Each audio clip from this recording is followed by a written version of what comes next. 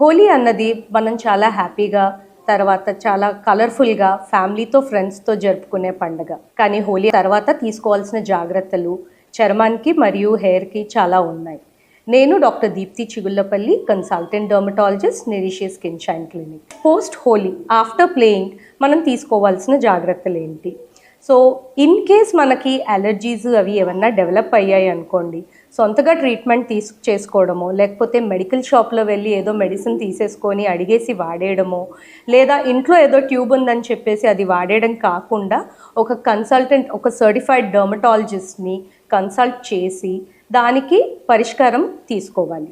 Next, Holi ఆడిన తర్వాత అప్పుడప్పుడు ఈ కలర్స్ వల్ల, సన్లైట్ వల్ల ఫోటో కాంటాక్ట్ డర్మటైటిస్ డెవలప్ అయ్యే ఛాన్సెస్ కూడా ఎక్కువగా ఉంటాయి. సో ఎవరికైతే సెన్సిటివ్ అండ్ డ్రై స్కిన్ ఉంటుందో వాళ్ళు ఎక్కువసేపు హోలీ కలర్స్ ఒంటి మీద ఉండకుండా, ఆ ఎండలో ఎక్కువగా నించోకుండా కలర్ వేసుకున్న తర్వాత ఇవన్నీ జాగ్రత్తలు తీసుకోవాలి. So wash off as early as possible.